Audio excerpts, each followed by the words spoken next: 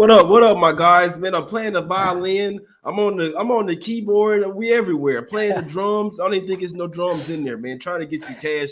I'm hyped up. I'm telling y'all know I take this shit serious, man. Let's get some cash today, man. We got our guy Ronald Cabang at UCapper on Twitter with us. My guy, let them know what you have going over there at SportsMemo, and the people that don't know, let them know who you are, my brother.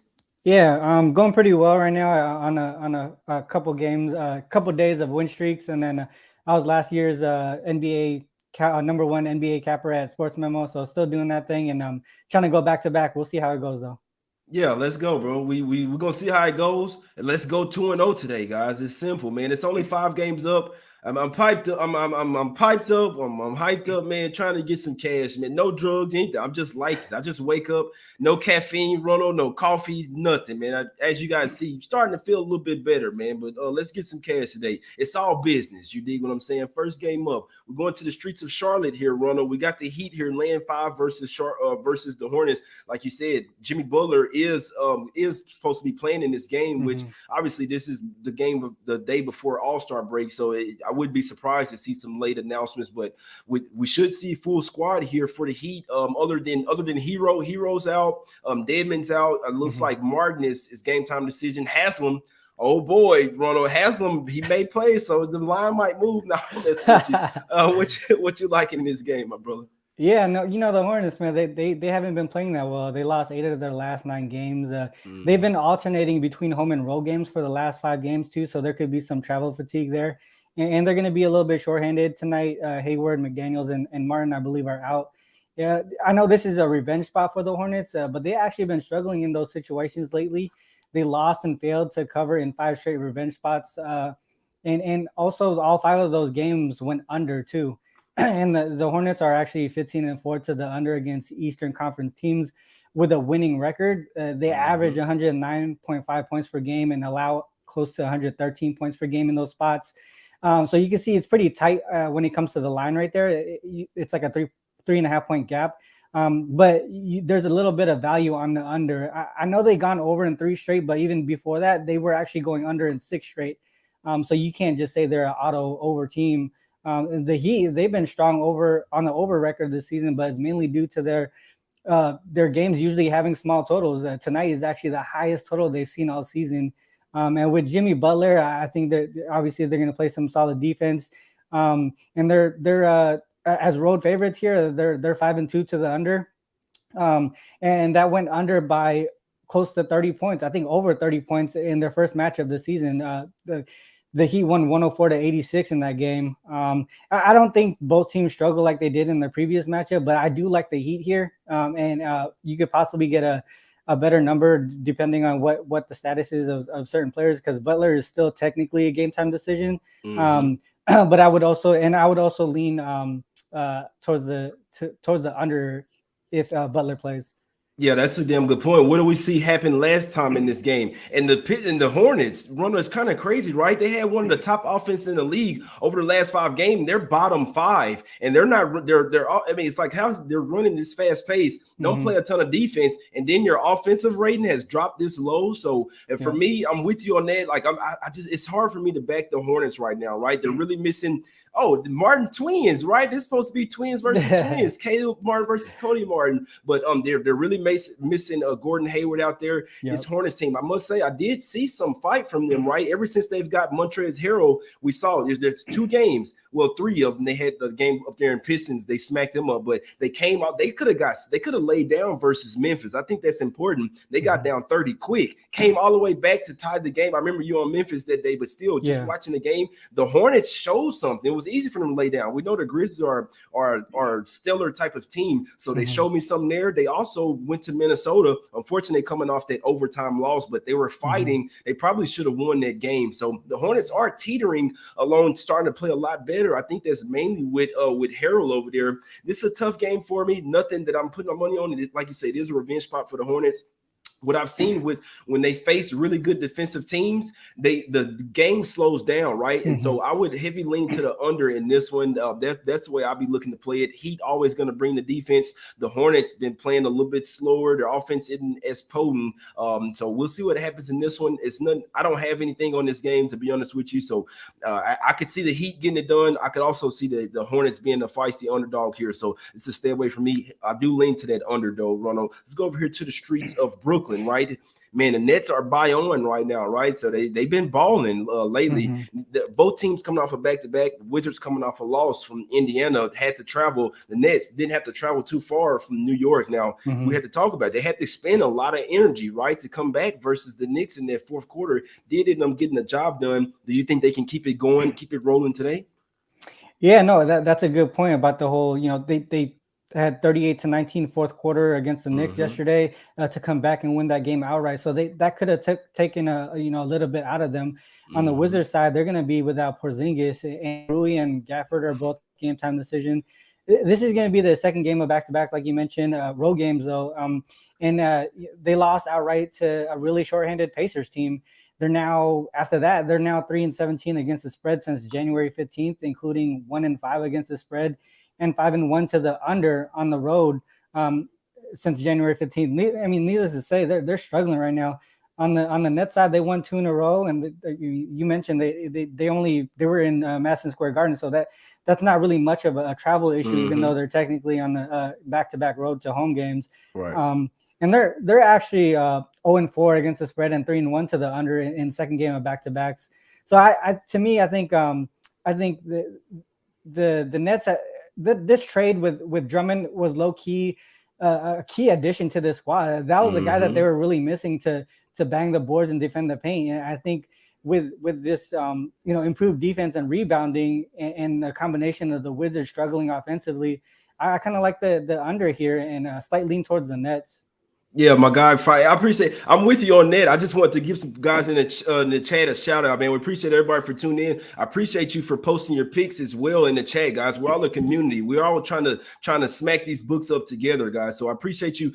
Props, totals, whatever you're looking at in the chat. I appreciate the hell out of you guys. Let's get some cash together. I'm with you on that, Ronald. It's simple. I'm not looking towards backing the Wizards here. They could get it done here, but it's Nets or none for me. They found a new sense of energy. Like you, damn good point. They needed a big over there, right? Yeah. They stole Drummond from Philly over there. Got Curry too. They don't forget they still gonna get KD coming back, right? Still gonna have Ben Simmons.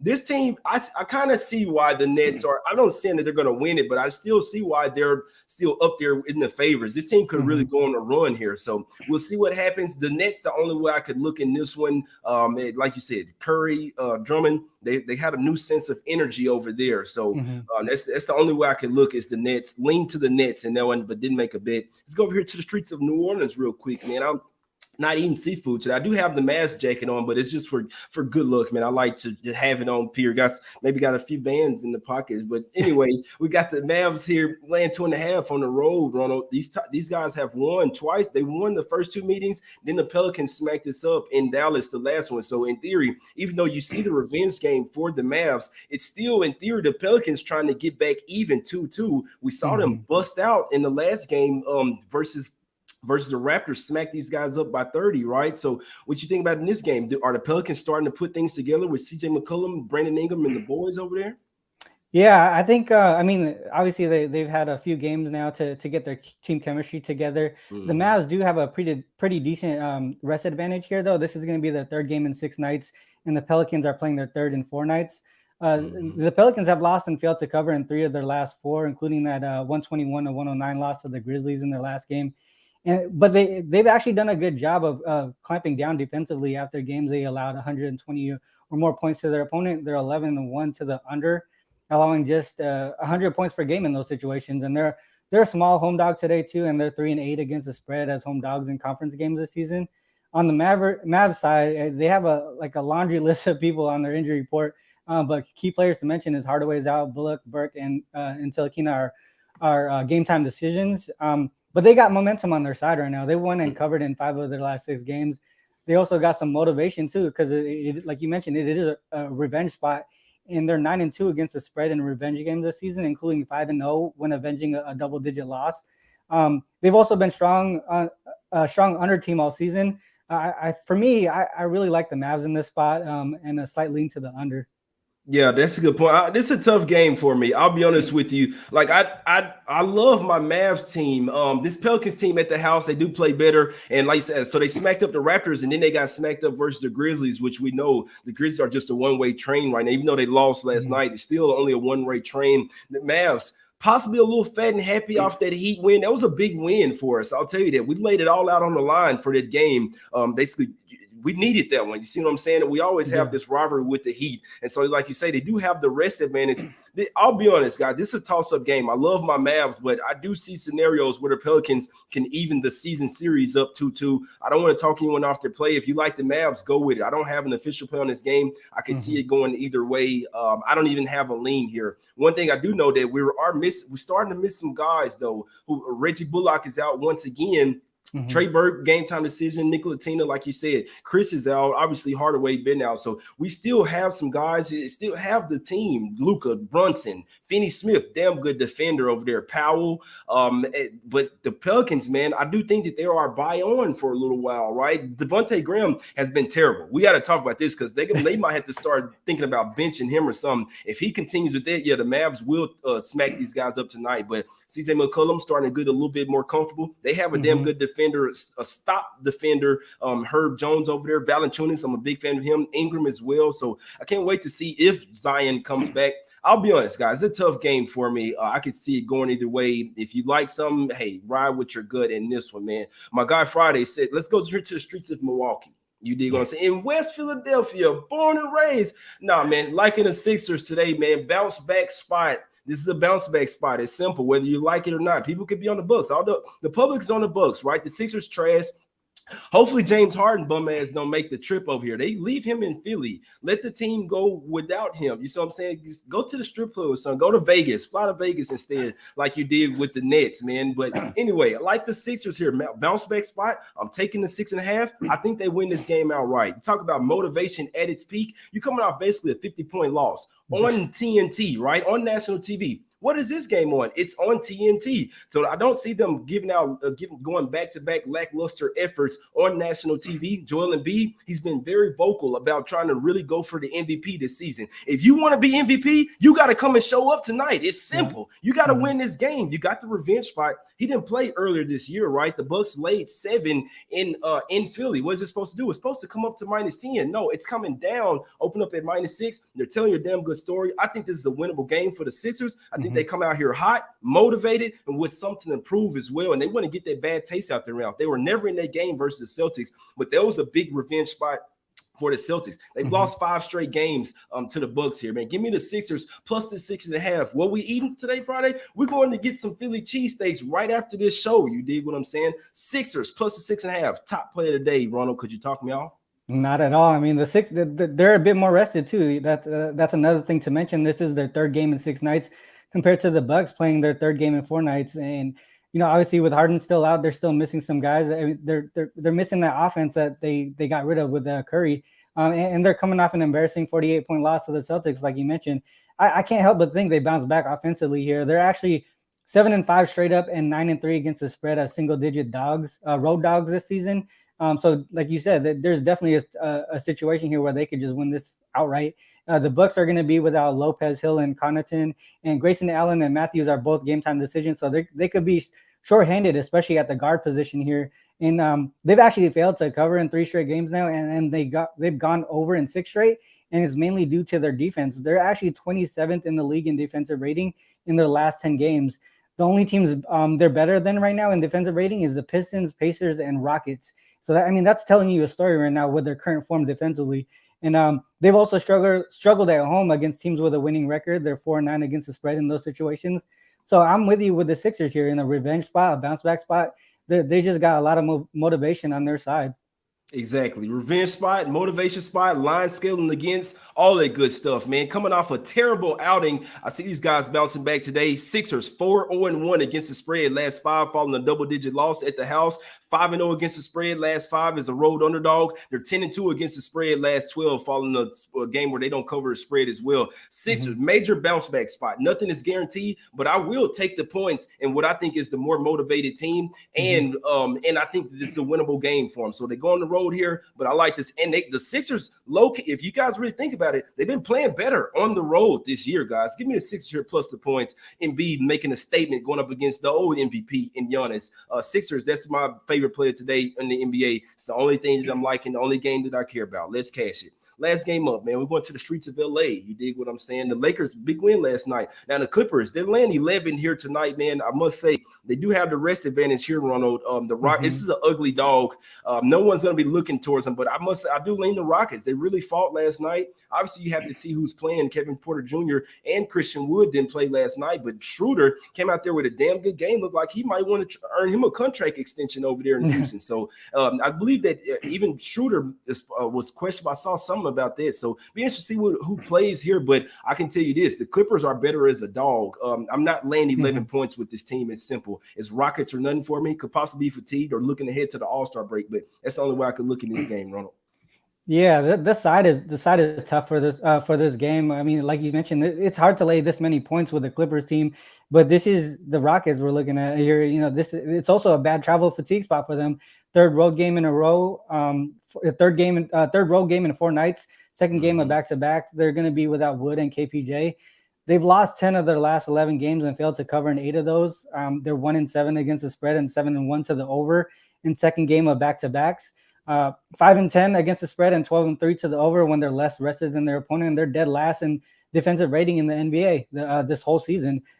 Clippers, they've covered 3 straight, but this is just too many points. In my opinion, they're 0-2 against the spread as double-digit favorites. But they are 7-2 to the over against opponents in the second game of back-to-back. So I do lean the over on this one because of the trends.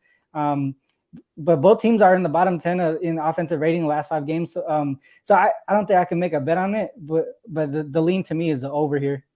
Yeah, I'm with you on that. Like, I lean to the Rockets here. That's the only way I can look. Porter and Wood are still in technically game time decision. They sat out yesterday with an illness. Who knows, though, man? I would tell you, it's simple with me. I'm not laying doubles with the Clippers. They could win this game by 20. Pre-game, a smart bet. I don't think that it's necessarily a smart bet. This team, they could. I always say they could struggle offensively. They could really bust out as well, but they also play down to their competition. You mentioned it. They're 0-2 against the spread as double-digit favorites. That's not their role. It's not maybe land 4, 4.5, maybe 5 or 6, but not double digits, expecting them to win and blow out. This is an uninspiring game for them as well. Maybe looking ahead to go to some vacation. It's the only way I can look, man. Let's get to some picks, man. As always, go check them out, Ronald. Everybody, man, go check them out. Go check my guy Ronald on SportsMemo, man. He has some damn good packages over there. As always, Ronald, what you like today, my brother? Yeah, I think I'm gonna roll with you on the Sixers game. I talked to you about this before we went online went live. Is I haven't placed a bet yet, but I think talking it through with you, I think I love the Sixers play here, and I also like the Heat, especially with Butler playing.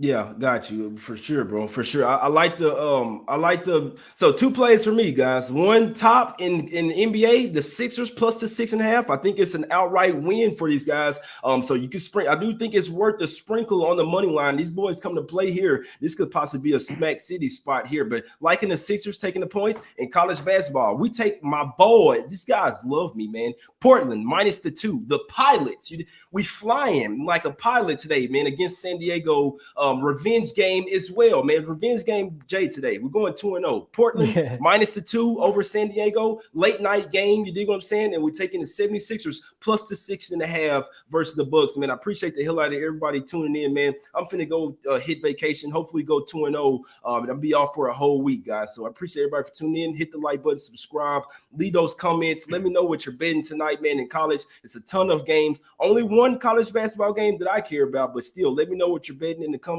man. Hit the like button, subscribe, share the show if you can. We're coming out here giving free plays every single day, winning more than we lose. You dig what I'm saying? Go follow my guy on Twitter at UCapper. U_Capper. You can follow me as well at J Money is Money. Go rate the podcast on Apple Podcast 5 stars. Let's get some cash, guys. We out. We're going 2-0. One time for the one time.